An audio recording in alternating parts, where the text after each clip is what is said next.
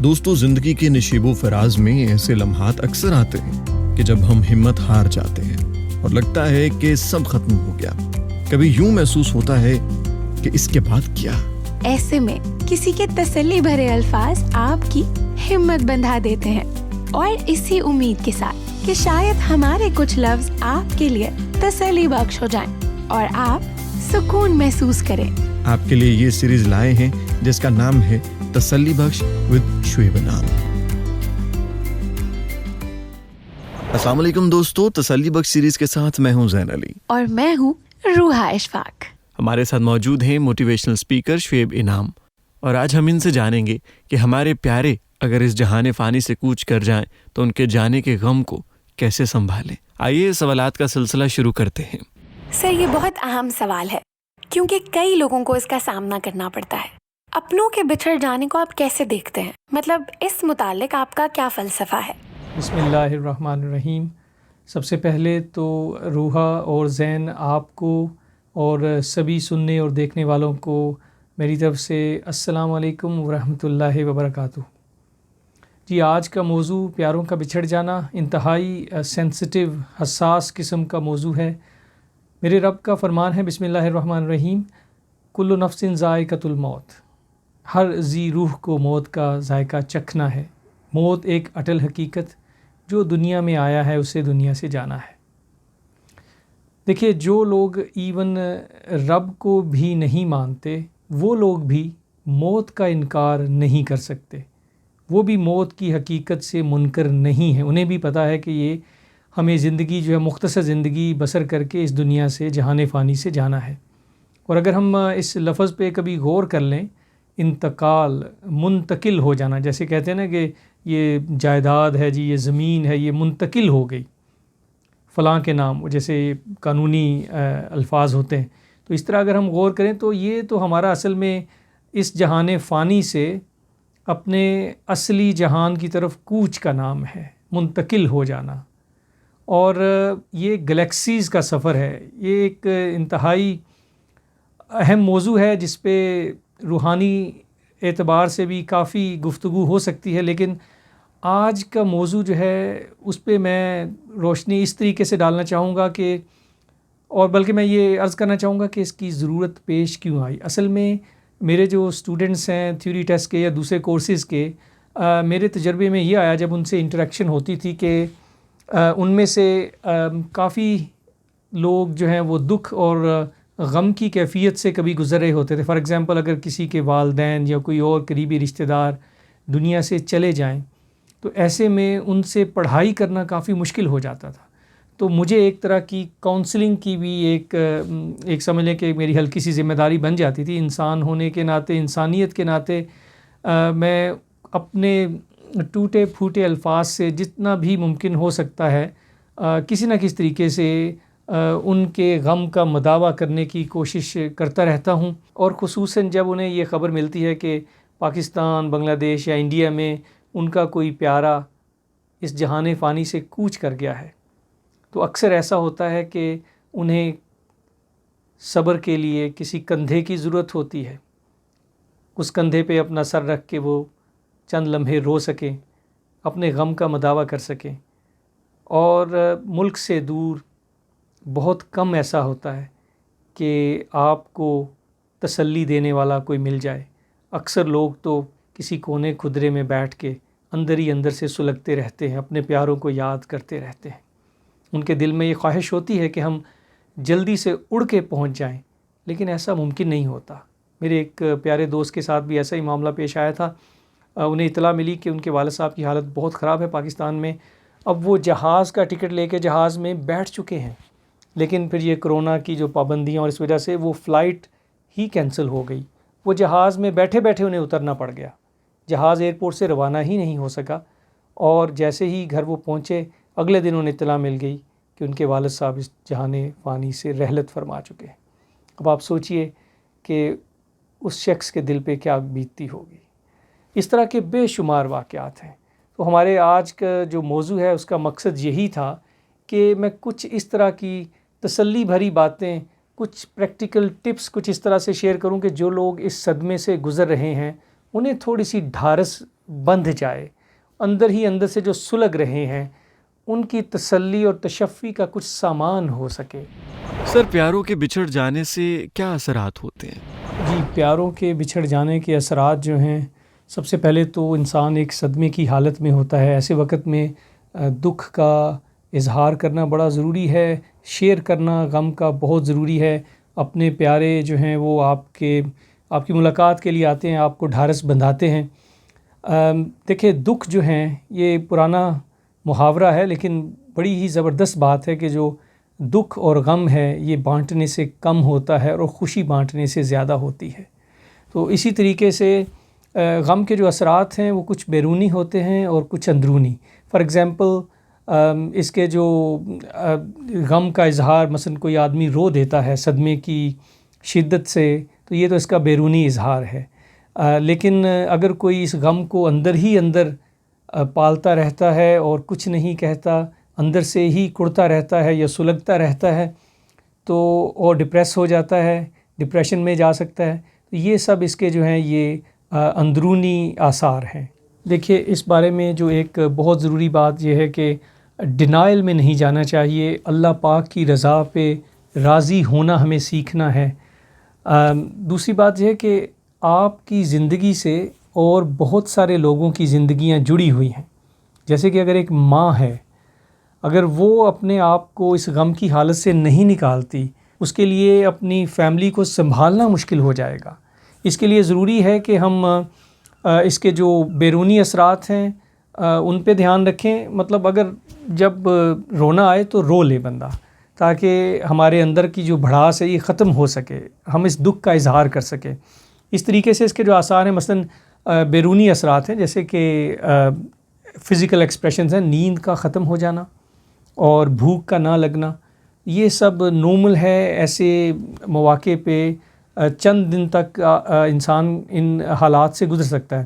اس کے علاوہ جو اس کے اندرونی ایکسپریشنز ہیں جو لانگ ٹرم ہوتے ہیں، جو تھوڑے لمبے عرصے کے لیے پیش آ سکتے ہیں، جیسے کہ انسان ڈپریس ہو سکتا ہے، ڈپریشن میں جا سکتا ہے، پینک اٹیکس ہو سکتے ہیں اسے، اور کہیں تو بہت سویئر کیسز میں، شدید کیسز میں خودکشی کے خیالات اور اس طرح کے۔ لیکن ان سب چیزوں سے بچنے کا جو واحد ذریعہ ہے وہ اللہ پاک کی ذات پہ، ذات عالی پہ مکمل بھروسہ، اس کے فیصلوں کو مکمل طور پہ مان لینے سے ہی ہم ان سب چیزوں سے بچ سکتے ہیں۔ سر، ایک ٹرم اکثر استعمال کی جاتی ہے گریف کی۔ میں یہ جاننا چاہوں گی کہ آپ کے نزدیک گریف یا سوگ کی کیا نشانیاں ہیں؟ جی، اس بارے میں دیکھا جائے تو اس کی کچھ چند سٹیجز ہیں، جیسے کہ پہلے تو ڈس بلیف کی، غیر یقینی کی ایک کیفیت ہے کہ جس میں تو انسان یقین ہی نہیں کرتا کہ میرا پیارا اس دنیا سے چلا گیا ہے، اور اس کے بعد اگر جب اسے یقین آ جائے تو پھر دکھ اور سیڈنس کی اور کسی حد تک ڈپریشن کی سی کیفیت بھی طاری ہو جاتی ہے کہ کئی لوگوں کے اوپر۔ اور اس کے علاوہ کئی دفعہ اینگر کی صورتحال بھی آتی ہے، یا گلٹی کی۔ اینگر کی فار ایگزامپل آپ نے دیکھا ہوگا کہ اگر ہاسپٹل میں لواحقین کو پتہ چلے کہ ان کا پیارا دنیا میں نہیں رہا، تو اس کا وہ فوری غصہ ہاسپٹل کے عملے پہ، جیسے اپنے ملکوں میں دیکھتے ہیں کہ وہ نکالنا شروع ہو جاتے ہیں۔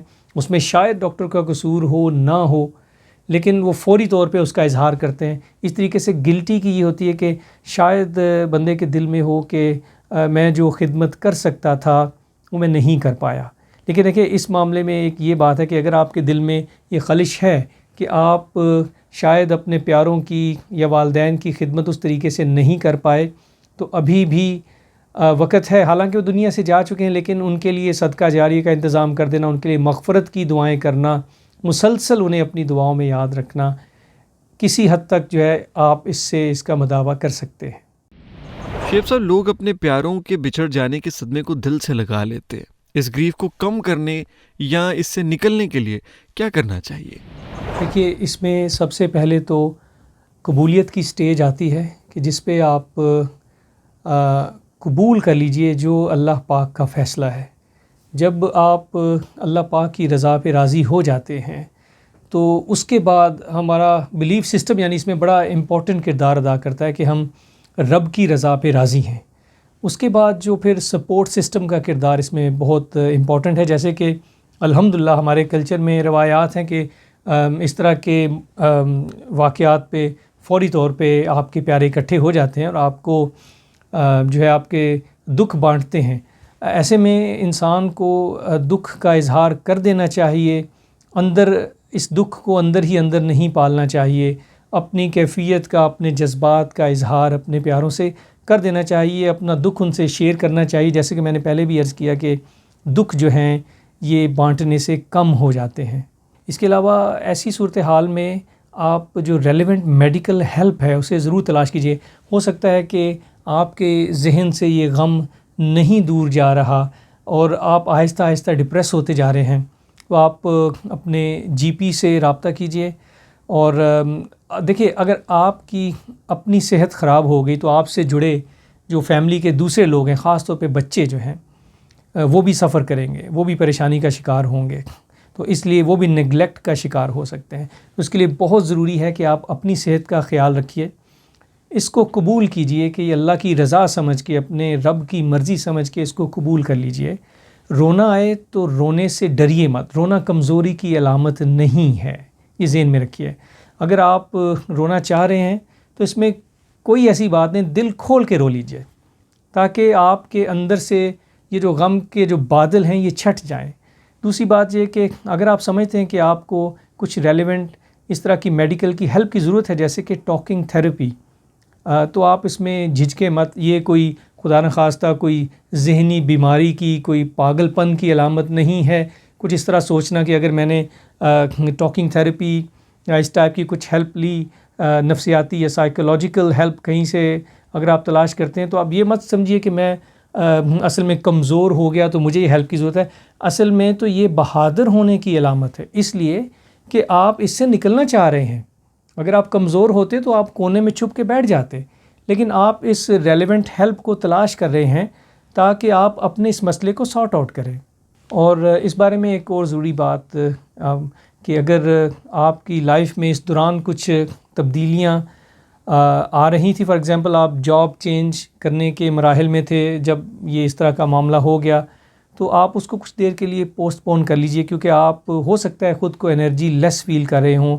آپ کو جو انرجی چاہیے اس وقت صدمے کی وجہ سے آپ کے پاس نہیں ہے. کچھ ہو سکتا ہے چند ماہ کے لیے اگر آپ گھر چینج کرنے کا سوچ رہے تھے یا اس طرح کے جو بھی کوئی بڑے ڈیسیژن لینا چاہ رہے تھے، اسے تھوڑے عرصے کے لیے پوسٹ پون کر لیجئے. السلام علیکم ورحمۃ اللہ وبرکاتہ. مفتی صاحب، جی وعلیکم آپ السلام کی محبت ورحمۃ اللہ ایک دفعہ پھر وبرکاتہ. آپ نے اپنے خیریت سے؟ قیمتی وقت سے ہمیں کچھ وقت عنایت جی. کیا.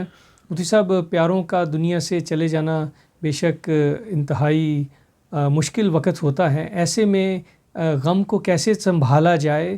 اسلام ہمیں کیا درس دیتا جی ہے؟ بالکل، آپ کی بات اللہ کو خوش رکھے. اصل بات یہ ہے کہ کسی رشتہ داروں میں سے کسی کا دنیا سے رخصت ہو جانا اور بالخصوص والدین کا رخصت ہو جانا، یہ تو بہت بڑے صدمہ کی بات ہے. تو اس پر اللہ جل شانہ کی طرف سے آپ علیہ الصلوۃ والسلام کا یہی ارشاد ہے اور تعلیمات بھی یہی ہیں کہ الصبر عند الصدمۃ الاولی، کہ جیسے ہی صدمہ پیش آ جائے تو اس پر صبر کرنے کا حکم ہے، صبر کرنے کی تلقین ہے.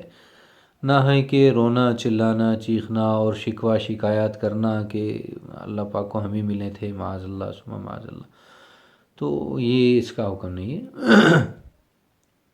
البتہ یہ ہے کہ پھر ان کے دنیا سے رخصت ہو جانے کے بعد ان کے لیے اجر کا کوئی سبب بنا دینا ہے. یعنی ایسا کوئی کام کرنا جس سے ان کو اجر ملتا رہے، ان کی آخرت بنتی رہے، وہ قبر میں خوش ہوتے رہیں. اس کے لیے یہ ہے کہ کوئی قرآن پاک کا تقسیم کر دینا کہیں، یا کسی بچے کو جو تعلیم کے قابل ہو اسے دینی تعلیم دلوا دینا، تاکہ وہ جب تک عمل کرتا رہے گا تو ان پر عمل کرنے کا ان کو گزرو ہوں کو، چاہے والدین ہیں چاہے رشتہ دار ہیں، ان کو اجر ملتا رہے گا.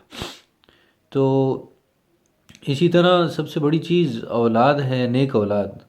تو نیک اولاد فرمایا کہ ان الذین آمنوا وعملوا الصالحات ان الذین آمنوا واتبعتهم ذریتهم بإیمان الحقنا بهم ذریتهم وما ألتناهم من عملهم من شیء کل امرئ بما کسب رہین، کہ جو لوگ ایمان لائے اور پھر اسی ایمان کے ساتھ، ایمان کے اندر، اعمال کے اندر، ان کی اولادوں نے بھی ان کا اتباع کیا، فرمایا ہم ان کی اولادوں کو بھی ان کے ساتھ ملا دیں گے، یعنی کہ ان جیسی اتباع کرتے کرتے اگر آ جائیں گے تو ہم ان کے ساتھ ہی جنت کے اندر مقام عطا فرمائیں گے، اور ہم ان کے اعمال میں سے کوئی چیز ان کی ضائع نہیں کریں۔ تو اس لیے دنیا سے رخصت ہو جانے کے بعد نیک اعمال، نیک اولاد کا باقی رہ جانا یہ بہت بڑی بات ہے، اور بالخصوص والدین کے ساتھ ان کے انتقال کے بعد صلہ رحمی یہ ہے کہ ان کے متعلقین، رشتہ دار، دوست احباب جس قدر ہیں ان کے ساتھی، ان کا احترام کیا جائے، ان کے اکرام کیا جائے۔ یہ بھی حدیث پاک میں آتا ہے کہ والدین کے اکرام میں داخل ہے۔ حضور علیہ السلام کی خدمت میں ایک بڑھیا حاضر ہوئیں تو آپ علیہ السلام نے خوب ان کا اکرام فرمایا۔ تو میاں عائشہ صدیقہ رضی اللہ عنہ نے پوچھا کہ یا رسول اللہ، آپ اتنا اکرام کسی کا کرتے ہوئے میں نے آپ کو دیکھا نہیں۔ ارشاد فرمایا یہ حضرت خدیجہ رضی اللہ تعالی عنہ کی سہیلیوں میں سے ایک ہے، اس لیے میں نے ان کا اکرام کیا۔ تو اس لیے اللہ جل شانہ ہمیں اپنے جو گزشتہ احباب ہیں، اقارب ہیں، رشتہ دار ہیں، والدین ہیں، ان کے متعلقین کے ساتھ بھلائی والا معاملہ کرنے کی، اور ان کے لیے اجر کا سبب اور سامان پیدا کرنے کی اللہ پاک توفیق نصیب فرمائے۔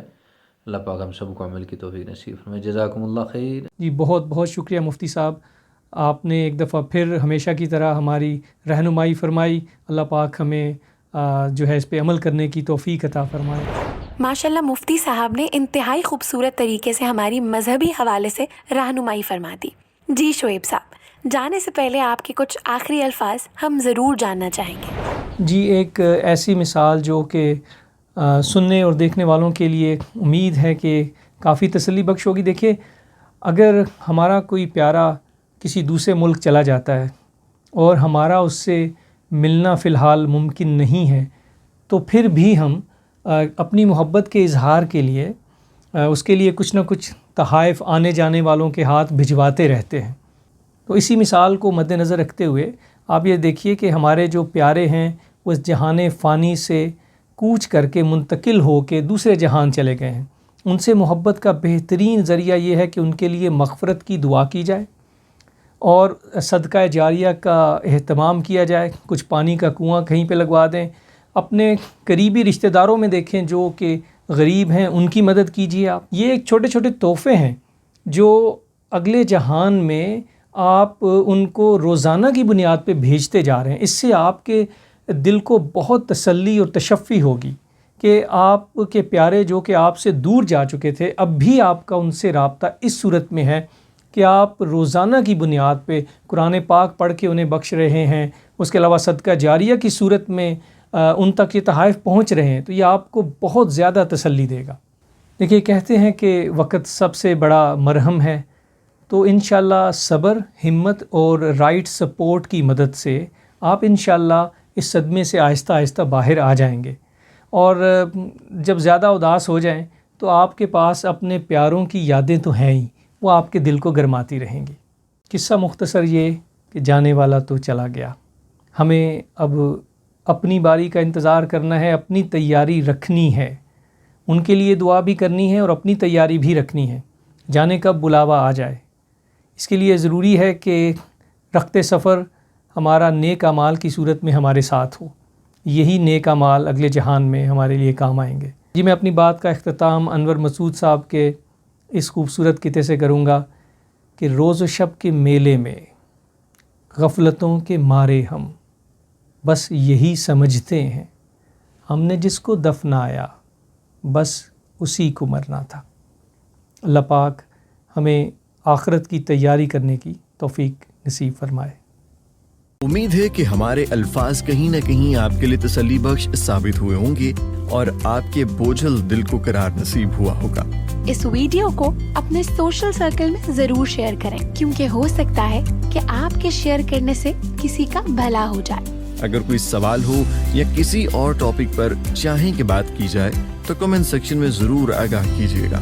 چینل کو ضرور سبسکرائب کریں اور دعاؤں میں یاد رکھے گا۔ پھر ملاقات ہوتی ہے نیکسٹ ویڈیو کے ساتھ۔ اللہ حافظ۔